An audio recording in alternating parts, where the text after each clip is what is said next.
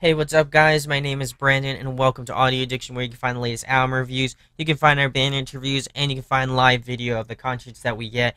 Unfortunately, there isn't too much in the future for now in terms of the live video. There aren't too many shows coming up that I'm really interested in. But by the end of the month slash the first week of March, there should be a few shows that I'm going to, and March should be really great as well in terms of shows too. So. Looking forward to get more content with that. But if you enjoy what I do, make sure to hit that subscribe button. Also, make sure to hit that like button as well. It really does help out the channel, and it really does mean a lot to not only myself, but the rest of Audio Addiction. We've been working really hard on trying to bring you the best content that we can. So if you could show your support, that would certainly mean a lot. But without further ado, tonight we're going to be talking about Wrong Turn Again's new record, Phone Home. Save your prayers for another time, but don't hold back your tears, 'cause crying's not So, I actually had no idea about this band before this. I did an interview with Johan from Wrong Turn Again, their drummer, but that's gonna be out a little bit later in a couple months. But they sent me their EP, and typically, with the band, when bands send us stuff, sometimes it's hard to get it in, especially like when there's a lot of other artists putting out music at the same time, and I was kind of unsure about how I felt about them and just the band in general, considering I got a random email. Um but I was completely and utterly pleasantly surprised with this album slash EP. And I just wanted to kind of do a review of it. And there was a few other bands that have sent me emails as well, so those are coming up as well, in terms of videos. But if you do have a band and you would like to submit music to us, definitely let us know either in the comments, or you can email us at audioaddictionmedia@gmail.com. There is a link in the description, so definitely go check that out if you're interested. But yeah, they sent me an email, and I again was pleasantly surprised with this record. Considering they're not from America, it was just something that I thought, oh well, maybe it wasn't gonna be that great. Maybe it wasn't gonna be up to par with other bands that that I know for a fact will put out some good content. So to me, it was kind of like a shot in the dark, but in the best way possible, because this actually, to me, was a hidden gem. So I'm going to go into the first track, which is Screw the Golden Years. We actually posted a link to that music video on our Facebook page, so if you're not following us on Facebook, definitely go give us a like. But I definitely like the bass intro. I think that's really cool. I know some bands, especially in pop punk, do that, but to me, it always gets me going. I also like the overall nostalgic sort of pop punk vibes from it. I definitely felt like this was a classic sort of pop punk track. Taking stems from like Green Day, Blink 182, just like the iconic ones, Sum 41. Just it had this like iconic sort of nostalgic feel, like I mentioned earlier. So really enjoyed that. I also enjoyed the different vocals from the different vocalists. Now I found this out, through the music video, obviously, but they have three different vocalists. Now, all three of them play an instrument besides singing, so I thought that was really cool. But on top of that, I enjoyed that they all can sing very well on top of that. And I think the cool thing is that they harmonize really great with each other, which just adds that whole another like really cool element that I would say not too many pop punk bands do. And I there might be some, and I may forget about them, but I think they did a really great job. Almost reminds me a lot of like 5 Seconds of Summer in that regard, where they do have three vocalists and they have that four-piece band where three of them are singing. So I definitely like the diversity. I think it kind of brings a new element to the table in terms of that. So that's something cool to point out. And I would have never known that they were an international band. Like I mentioned, they're from Sweden, so they definitely sounded very well. Like their English sounded great. So you know if you were expecting it to be very odd or non English, you're definitely wrong, because this was 100% in English. So it sounded really cool. And I thought that was really awesome. But this band reminds me a lot of like All Time Low, Neck Deep, and like a little bit of Yellow Card, and like I mentioned, like the classic nostalgia, pop punk bands like Blink 182, Sum 41, um, Green Day definitely has that sort of thing to it. And I like that kind of like breakdowny sort of thing. I don't really know how to elaborate it. Um, but I definitely enjoyed that as well. And I think the chorus is catchy as hell. That's what I've always endeared about pop punk is that anybody who writes a pop punk track can write a really catchy hook or like lyric or something like that. So that's really awesome. And so I really enjoyed this one. And I think it's a great way to kind of start off this EP, especially considering like I had never heard of this band. So it was cool to hear that and cool to see that kind of just nostalgic sort of vibes to that. So we'll move on to track number two, which is Clouds. I really like the intro with the vocals. I think with the distorted guitar, I think that kind of is again kind of like a classic sort of quintessential thing in pop punk. I also enjoyed the additions of piano as well. I think when any band does that sort of like layering slash extra production on their albums, um, I always love that. I think that's something that I always gravitate towards because, if you didn't have that, it would seem a little bit like empty. Wouldn't see them as full. So I like that they added the piano. I like that they added like other things to make it sound fuller and stuff like that. And I also feel like it's just a nice touch overall just to the track in general. I also like the lead work on this. I think it adds a nice bit of flair to the tracks as well as leads should. But I think it doesn't over accentuate the track. I think it adds enough so that you're like, oh, well, there's leads in this track, but it's not crazy. So definitely enjoy that. And I also enjoy the sort of pop punky, sort of easy core breakdown, very reminiscent of 4 Year Strong in that regard, and just easy core in general. I love 4 Year Strong, so that was something cool to point out. And I also really like the drumming on this one. Johan does an amazing job, just killing it on the drum set on this track in particular. I think this one was another great one.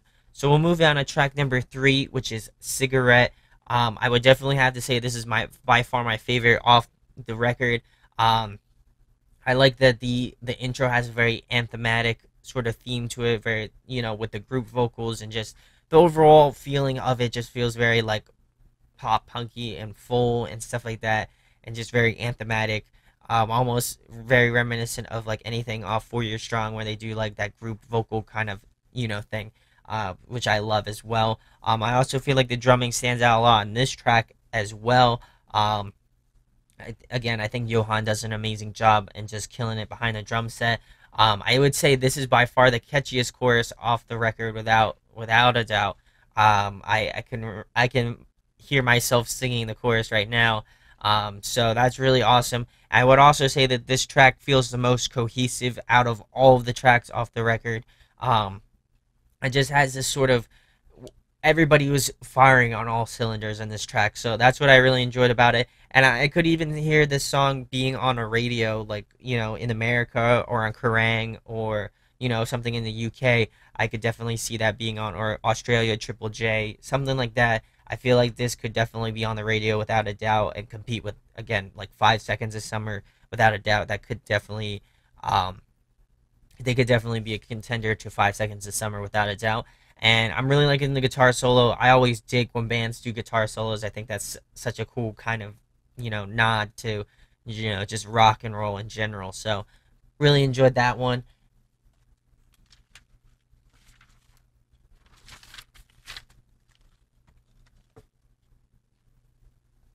So the last track of the record is "The More You Know." This one is definitely a change of pace, and I think it's a great way to end the record. It's very like I would say soft. I wouldn't say it's kind of borderline acoustic. There are acoustic guitar parts, you know, highlighted throughout the whole track. But I wouldn't necessarily call it a full-on acoustic track. It does have like clean guitars, it has drums, has the bass and stuff like that. So it does have a full band behind it, but at the beginning it would feel like an acoustic track. Um, Another big thing that I enjoyed was that each vocalist gets their own sort of like time. I don't know if that makes sense or not. But I feel like when you have multiple vocalists, it's always hard for the different vocalists to stand out. So I really enjoy that they had their own time. That you can definitely tell the differences amongst the different vocalists and stuff like that. Again, I like the acoustic guitar parts in the intro and the verses. I think that kind of just adds an overall like different flavor to the whole album and just this track in general. And I think the layering's really great. I think they had like strings and like piano and stuff like that. So that's really something to pick out. And I like, again, I like that you can distinctively pick out each vocalist in the track. I think that's something to be noticeable of and something like that. So really enjoyed that. And then I kind of like the anthematic ending to this track. I think it kind of just summarizes this whole album in general, and I really enjoy that. So let me get into the pros and the cons. Pros, I really enjoy it. I think it was definitely a refreshing pop punk sort of album. It was something that I particularly didn't expect just from, getting an email at random, at the middle of the night. I was like, what the hell is going on here? So it was definitely something that I was, apprehensive about, but at the end of it, I was like, man, this was really good, and I'm glad that I took the dive and, gave it a listen. So this was spot on. I also like to point out another big pro is that I feel like the production value on this EP is really great. Like they really took the time to find somebody who did the album, and they did it justice. So it definitely sounds like something that could have been made by like Andrew Wade of A Day to Remember, or like Ryan Key of Yellow Card, or any sort of artist that does art, band work, like production and stuff like that on the side. So it definitely feels very, you know, it feels real. Like it feels like an actual album. It doesn't feel like it's cheap. It doesn't feel like they kind of like just screwed it over. It. They really did put a lot of time. They put a lot of effort into it. So it sounds really awesome. Any cons? I feel like it's really short. Like there's only 4 tracks on this EP, and I understand it's an EP, and you want people to understand how you sound and stuff like that. But I definitely think they could have added another few tracks, maybe like 1 or 2 tracks to kind of round it out. That would have been cool, and I'm excited to see what these guys do next, without a doubt. I definitely think I found a hidden gem in Sweden, without a doubt. This band, I think, is one of the next bigger bands to hear about in some time. So I want to kind of spread the word, and hopefully you guys will check out Wrong Turn again. My overall rating for this, an 8.9 out of 10. I think it was just excellent from start to finish. Really diverse stuff. It wasn't like, oh, well, they did this or they did that, and I didn't like that. I think just overall, in general, is very diverse, is, very straight to the point at the same time, but it was also diverse enough to be like, wow, these guys did an awesome job. So, I definitely think you guys could go check this out. It's on their YouTube channel. You can stream it there, or you can buy it on all digital platforms like Spotify. Well, Spotify is a streaming service. You can buy it on iTunes, Tidal, Google Play. I don't know what else, but that's definitely it. They should be having a shop up really soon. That's what they told me. So I'm excited to pick up a full physical album from these guys. So definitely check out Wrong Turn again if you haven't. If you enjoyed my review, and if you enjoy what I do, of course, make sure to hit that subscribe button. Make sure to hit that like button as well. It certainly goes a long way. And if you have any bands, let me know in the comments section below, and I will definitely go give them a listen. And let me know what your thoughts are on this EP. Did you like it? Did you check it out? If you did check it out, what was your thoughts on it? Stuff like that. Let me know in the comments. You know what to do. So, without further ado, my name is Brandon, and we hope you got your fix, and we'll be talking with you soon. Peace. Peace. Hey guys, hope you enjoyed the video. Thanks for watching. Of course, if you enjoy what we do, make sure to go check out the other series we do. We do album reviews, we do band interviews, and we do live videos, so definitely go check that out.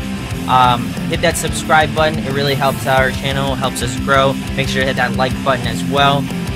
Go follow us on social media. That's all down below. We try to keep that as updated as possible. We also made a new website where we'll be posting photos of upcoming concerts and stuff like that, which you can go check out at audioaddictionmedia.com and come get your fix with us, guys. Talk to you later. Deuces.